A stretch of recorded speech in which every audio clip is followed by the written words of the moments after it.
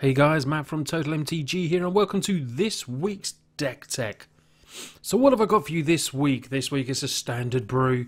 Someone said to me, can you build around Admiral Beckett? So of course it's Grixis Pirates. Going to take a look at the creatures now to start off with my Grixis Pirates brew. And it starts off with 4 Siren Storm Tamers. Really like this card. I've been using it a bit in control as well because it's a 1/1 flyer for 1. Sacrifice it by playing 1 blue mana. It can counter target spell or ability that targets you or a creature control. So it is so good. You can just peck away for 1/1, but then you can protect one of your really good creatures with this. They're going to have double removal or something that targets you. They're going to have to do it twice. Siren Storm Tamer is a very good card. And of course it's a pirate and the right colours, so it goes in there as a 4 of. Bit of an all-star for the deck is Dire Fleet Captain. If they let this get out of control, this can win you a game. It gets +1/1 until end of turn for each other attacking pirate. Sometimes good. We got a lot of flyers in this. We have evasion. They might be any small power, but they can just trigger this to maybe attack for 4, 5, 6, 6. It can be anything. I've had it as big as a 7/7. Really good Dire Fleet Captain. And then we've got Fathom Fleet Captain. We've got a lot of fleet. We've got a fleet of pirates in this deck. This has Menace as a 2/1, and when this attacks you can pay 2 to create a 2/2 black pirate with Menace. Now that is very good, adds more pirates to the board, makes that Dire Fleet Captain that little bit bigger and harder to deal with. They really do have to, you know, when you've got all these cards in the mix and you're attacking in, Dire Fleet Captain can really win a game. Cartel Freebooter is there, comes in, lets you sneak a peek at your opponent's hand. You can choose a non-creature or non-land card from it, exile that card until this leaves the battlefield. So at very burst it's just a 1/2 flyer for 2, but you do get to see your opponent's hand, and maybe you don't want to play, if they've got a mass load of removal or a counter spell, or mass overloads of each of them, it will hold you and it gives you a bit of an insight to see what you want to play from your own hand next.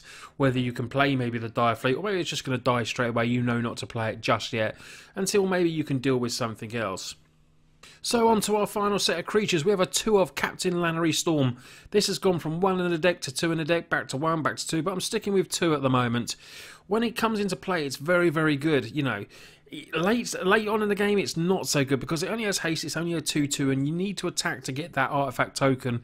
We haven't got, we're not making loads of treasures in this deck, but it's a human pirate, it's hasty, it can help us. We are 3 colours, so it can help us, if we get this on turn 3, that's when it's a very good card. Late game, it's not so good, which is why I've only got 2, and of course it's legendary as well. Ruin Raider, love it. Absolutely love this. Orc Pirate, cost 3, 3/2. It has Raid at the beginning of your end step. If you attack the creature, you reveal the top card, put that card in your hand, you lose life equal to its card's mana cost. So it's like our, sort of really bad Bob where you have to attack in, but you do get some card draw with this. You might need that extra land. Obviously, it's not going to take any life, but it filters through your deck. It's just a very, very good card. 3/2, obviously not a great body, but still a nice creature. There is Admiral Beckett Brass as a 2 of. To be honest, sometimes I've boarded it out, but I really want, people wanted me to build around this, so this has to be in the deck, obviously. When it's good, it's very good, and when it's bad, it's very bad. But how can you not have this legendary creature human pirate in your deck? The mythic, other pirates all get +1/1. And at the beginning of your end step, you gain control of target non-land permanent if a creature, I can't talk tonight, if a player who was dealt combat damage by 3 or more pirates, all our creatures are pirates, you get to take that. That is just really good. The 3/3 body is a bit meh to me. I would have preferred this to be a 3/4. That would have been a lot better for me, so it could, a bit more evasion. But Admiral Beckett is there as a 3/3. Using the old line where everything dies to Doomblade, lightning strike, stuff like that. This creature, you can't just have in your deck because it can get killed rather easily being the 3/3. But it's still a very good, it's an anthem effect. And if you get to do that other ability on it, it's just absolutely amazing. Hostage Taker is there as a 3 of as well. Probably the most expensive creature in the deck, I'm going to say, because it's used in a hell of a lot of control decks. The 2/3 for 4. When it's a battlefield, you get to exile target artifact or creature. You get to take that, and if you can, cast it with any mana available to cast that spell. And obviously, if they clear it, they get it back. But Hostage Taker, very good card. Late game good when maybe you got loads of land. You can play the Hostage Taker and something you take in the same turn. Hostage Taker, top card. One of the best from Ixalan. So let's get to the spells now. brutal push of courses in there as a 4-off. It's probably the best removal in Standard, and some say, you know, it's that good, you know, maybe in Modern. Charter courses there as a 3-off, draw 2 cards and discard a card unless you attacked. This has always been pay 2, draw 2 cards for me, because you've got those little flyers and you can just nip over the top and then just potentially draw 2 cards with Charter Course. So Lightning Strike is there as well as a 3-off, 3 damage to target creature or player, good for targeting those planeswalkers if you can, or if not, just an annoying creature, or it can be a finisher at the end of the day when we're trying to push through that final bit of damage. Vanquisher's Banner is there as well, 2-off. Obviously you're going to choose Pirate as your creature type, gives all the other creatures +1/1. So with Admiral Beckett we've got a couple of little Anthem going there.